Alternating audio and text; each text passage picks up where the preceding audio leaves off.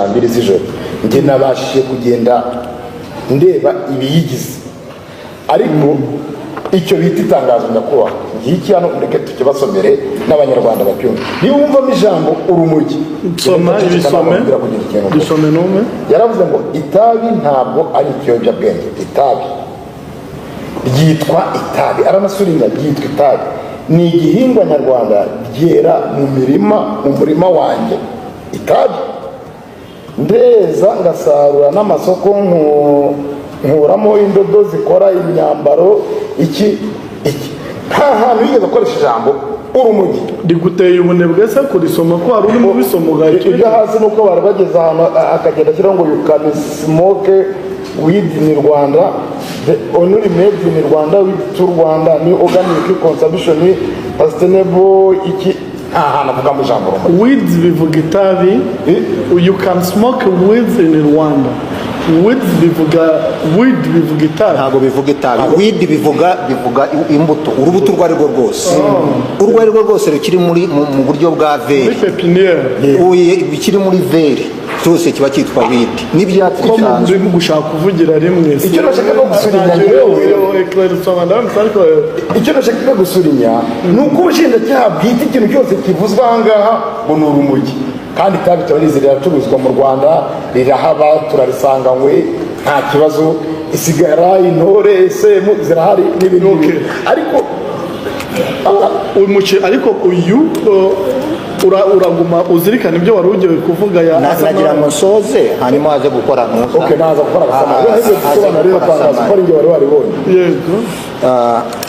nyakubahwa perezida icyo twavugaga mu by'ukuri nta mpamvu zihari zikomeye zatuma Moise akurikiranwa afunze nyakubahwa perezida impamvu mbivuga narindiye ngaragaza impamvu ariko noneho reka nongereho ni ukuvuga ngo barebe na bonne foi Moise yagize yo kutagira ikintu ahakana akabisobanura mu buryo byakozwe nk'uko n'urukiko rubibona nyakubahwa perezida icyo cyonyine ubwacyo nta rindi perereza rigiye gukorwa iyo riba rihari ubushinjacyaha bwari bunaniwe gukora dosiye subseka ngo buyoherezanye na dosiye yaje mu rukiko ni ukuvuga ngo bwagiye gukora kuregera urukiko ari uko bwamaze kunyuzwa yuko iperereza ryabwo ryuzuye ku byo rwakoraga nyakubahwa perezida nagira ngo mbwire n'urukiko yuko Moise muri aka kanya nta nubwo yagombye kwisobanura ku bintu atigeze abazwaho haba mu bugenzacyaha haba no mu bushinjacyaha ibyo baregeye urukiko turasaba yuko bagombye guhama mu mbibi bakagaragaza impamvu z'ibyo bagira ibyo bazashaka kumukurikiranaho Moise ntavuye mu Rwanda bazabimukurikiraneho mu rundi rubanza cyangwa bazabikora ubundi buryo hari ubundi buryo bwose bushobora gukorwa ariko nonaha Moise ari imbere y'urukiko ntabwo yakwisobanura ku bintu atigeze abazwa ngo abishakireho abamwunganira nawe agira icyo yabivugaho hanyuma nsoza ku kintuza wenda reka ntaza kurambira urukiko icyo rero twasabaga nyakubahwa perezida sinzi niba mwatwemerera twebwe tukagira icyo dusaba icya mbere ni uko Moise ku myaka afite 32 nabigaragaje mu buryo budasubirwaho ko nta na rimwe arakurikiranwa n'inkiko tukaba rero nyakubahwa perezida dusaba yuko Moise yafungurwa ni umunyeshuri aratuye afite akazi kazwi Moise afite ibintu byinshi cyane akorera iki gihugu nyakubahwa perezida birimo no kwankadira urubyiruko mu buzima bwa buri munsi kugira ngo bakoreshe ubumenyi ngiro bw'ibyo akora atoza kugira ngo ejo azagire abanyarwanda benshi bazashobora kuba bakora nk'ibyo akora muri programme ye cyangwa se muri gahunda ye ya motion na Rwanda season so nyakubahwa rero perezida twebwe uko tubibona turasanga rwose mu gihe urukiko ruzaba rwiherereye ni ubusabe bwanjye mu gihe urukiko ruzaba rwiherereye kandi aribwo bwa Moses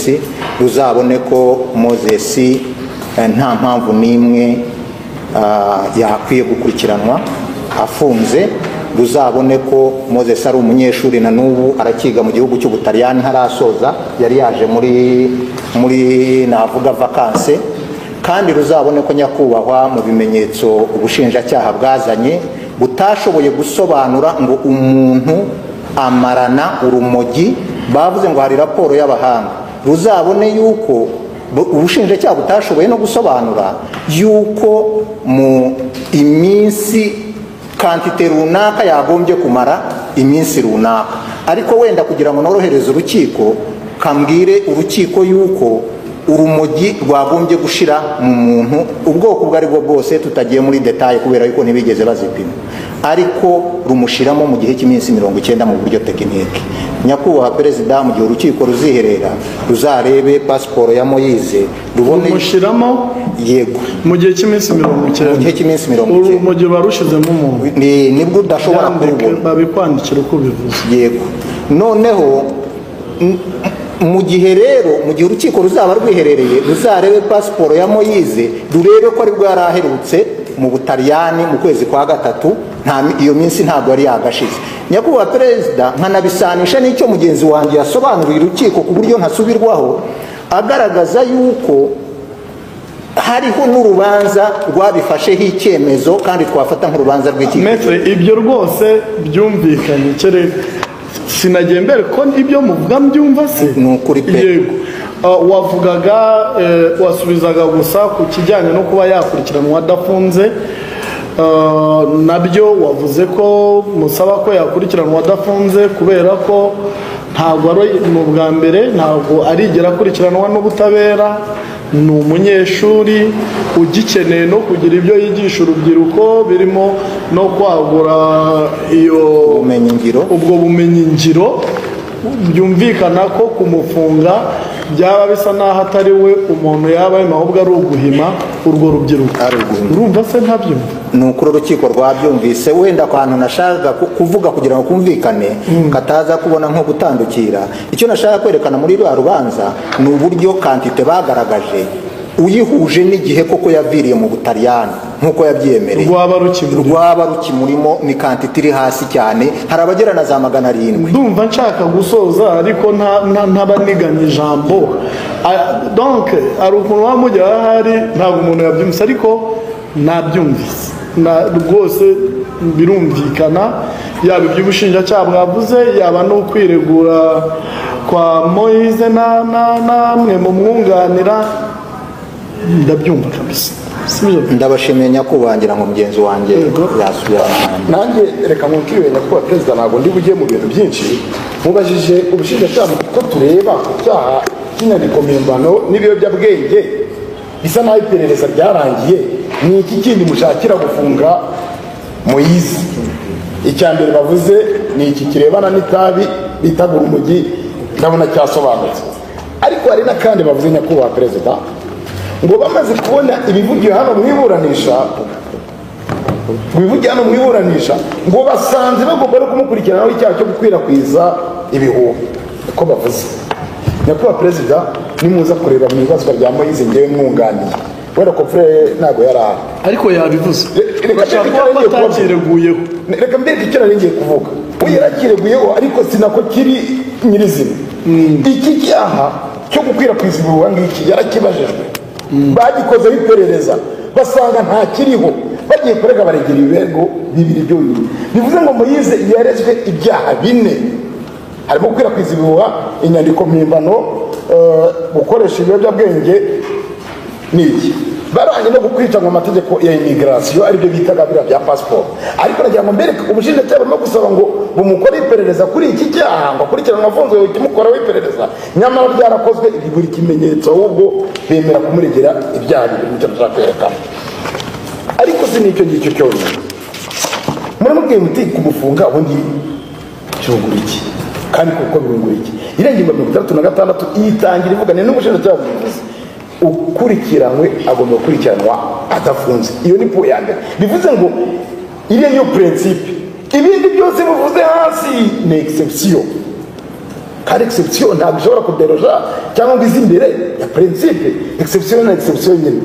Nimuze kureba mu nyandiko mvugo yakozwe isoza iperereza ry'ubugenzacyaha, birabavuze ngo Moise ni urubyiruko ruramureberaho, nanjye ndabyemera, nabo barabivuze ngo Moise akurikiranwa afunze ngo kuko ari urubyiruko rumureberaho, ahubwo babivuze nabi.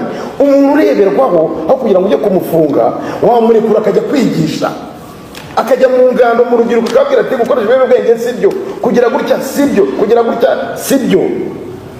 Ariko umufunze yazima nyine na za social media bamukurikiranagaho bamubara. Twe tukavuga ngo kumurekura nyakubahwa Perezida, ahubwo nibwo ubutabera bwaba butanzwe, ni nabwo ashobora kugira uwo abwira ko ibyo yarakurikiranyweho bimeze gutya kugira ngo n'undi abashe kubyirinda. Ariko nyakubahwa nimuza kureba ingingo ya 80, ingingo ya 80 iravuga ngo umuntu ukurikiranywe ashobora no kugira ibintu ategekwa. Turasaba ko urukiko rwarekura Moise rukamutegeka ibyo yubahiriza, harimo kutarenga umujyi wa Kigali yabyubahiriza, harimo iki ntabwo ashobora gutoroka. Ubugenzacyaha n'ubushinjacyaha buravuga ngo pasiporo ye barayifite, yatorokera nyakubahwa perezida. Imipaka y'u Rwanda iracunzwe neza, ntabwo Moise ashobora kujya gutoroka, pasiporo irafunze. Muze kureba ibiri mu byafatiriwe, pasiporo ye iri mu maboko y'ubugenzacyaha, bivuze ngo ntabwo ashobora gutorokera. Icya kabiri, ingingo ya 81 kugeza kuri 83, pasiporo ya original na noti cy'igikopi original irabitse mu bugenzacyaha. Ingingo ya 81 kugeza kuri 83 ivuga yuko umuntu ashobora no kwishingirwa, Moise ibintu akurikiranyweho, nta muntu yangirije umutungo wenda ngo tuvuge ngo uyu muntu azaza gushaka kwishyura miliyoni ze 10, no, ni ibintu bimurebaho personal. Nyakubahwa yemeye gutanga motion